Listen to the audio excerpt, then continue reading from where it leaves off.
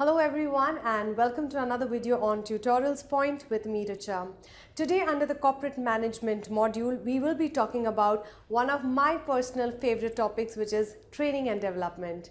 Well, since I have been into this field since 10 years, this is the topic which I'm really passionate about. So well friends, training and development is very essential because once you recruit and select your right candidate for that particular job, you need to give them continuous amount of training for the simple reason that if you do not train your people, they will leave and go and join somewhere else. You need to constantly skill and upskill your people so that they are the best in what they do. So let's get started. On the agenda today, we will talk about explain training and development. We will also talk about what are the different benefits of training for the employees, for the organization and for the entire culture. Identify the different methods of training and classify the different methods of evaluating your training. If your training is not evaluated, it's not doing much work for you as an organization. So let's look at all of these topics. Well, under training, it's very important to understand that there are different modules. Some modules are more focused towards skill and some modules are more focused towards the attitude of the person. Now, skill is something which can be taught to a particular person, but an attitude is not something that you can teach to a particular individual. An attitude is something that the person needs to himself or herself attain, and something that some people are really born with a good attitude. So let's understand under skills, must know, should know and nice to know. So what do you do in order to have like a how to do for a particular skill, like example communication skill. So how to do that, how to troubleshoot and how to use awareness in terms of being aware of that skill gap, using it and having an expert trainer deliver that particular module on communication skill, hypothetically speaking. An attitude is something which is something a person is born with, like willingness to do, ownership of the task assigned as well as teamwork. These are certain things which every kind of soft skills and behavioral training needs to be identified for a particular organization and need to be divided between skill and attitude. So there are different areas which can be under the training domain of a particular company.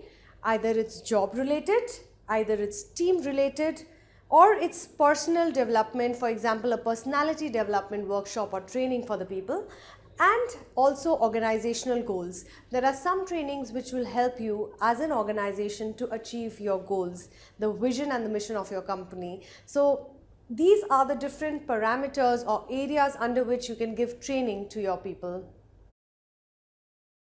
So what are the benefits of training? How does a particular person who's undergoing a training benefit from this particular training? Because let's not forget, training is a cost to the company, or it's rather a liability to a company. So benefits of training are training benefits for the company. Well, if you are training your people, how does it benefit you as a company? You get skilled manpower because that's something which is the need of the hour. You need people who are skilled with what you're doing. You don't want to waste your time and energy on people who are not skilled for that particular job. More productivity. If you train your people, they will definitely be more productive. Higher motivation level as well as succession planning. So you can take them to the next level and give them promotion basis on the fact that if you train them, you upskill them. Let's look at what are the benefits of training from an employee point of view. How does an individual benefit from a particular training? Growth in knowledge and skills. Now everybody likes to have growth in their knowledge. Everyone wants to get upskilled and gain more and more skills and knowledge so that they can go to the next level. So it helps in that. It helps you in enriching your job. It helps you in job rotation because if you are skilled for some other department or function, your manager can promote you in that particular department or function. So it helps you in job rotation. It helps you in promotions, as you mentioned. And last but not the least, training does really help you in your self-development, in your overall personality development.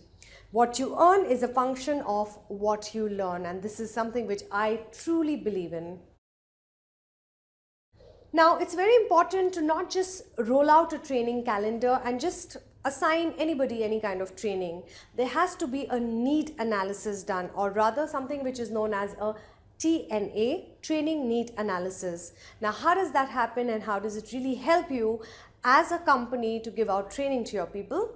You need to firstly understand what are your organization's requirement and what are the weaknesses of your organization. Once you know the positive, the pros and the cons of your organization, you need to identify specific problem.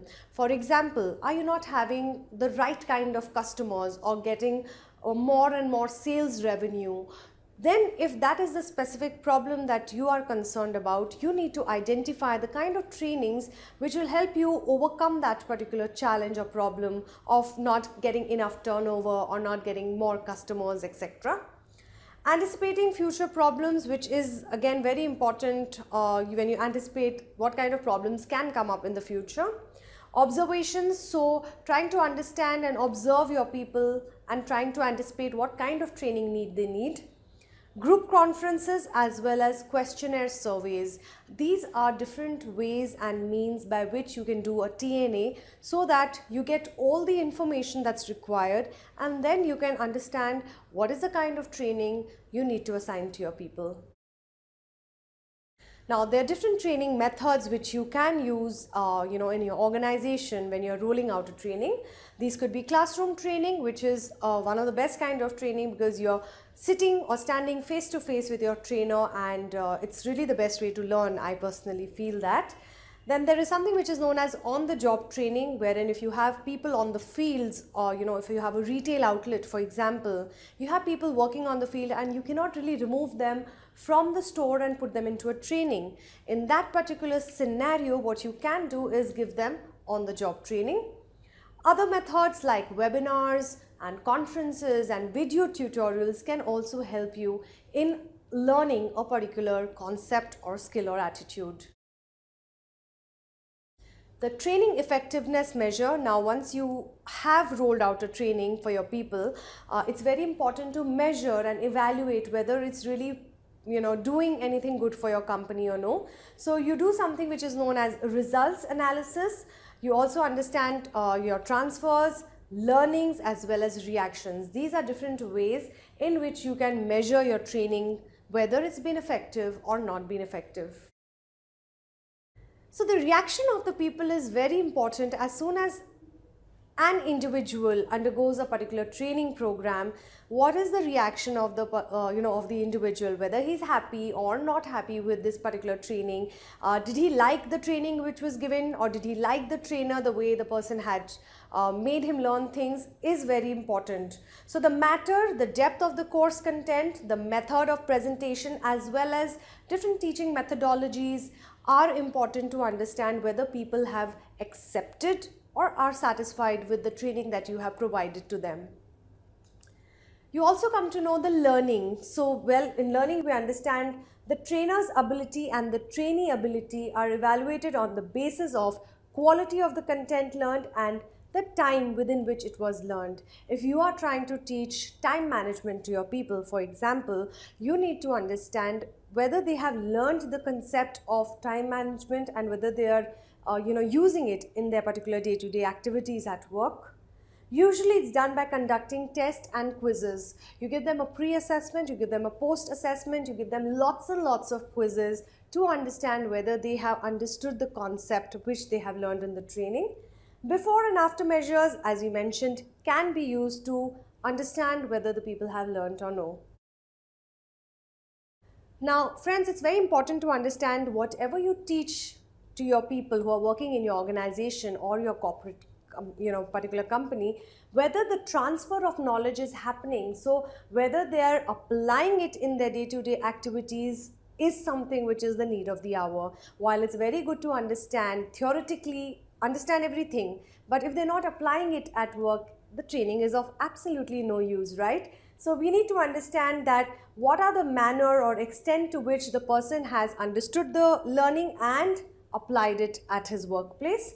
It is usually done by evaluating a change in the behavior or the skills. The manager of the person who's undergone the training needs to assess, observe the person whether they're applying it into their day-to-day activities or no. Before and after measures or control groups usages can be done also. Well, we definitely want to see the results of the training. Now, by saying results, what we mean to say is the learning outcome of that particular training program.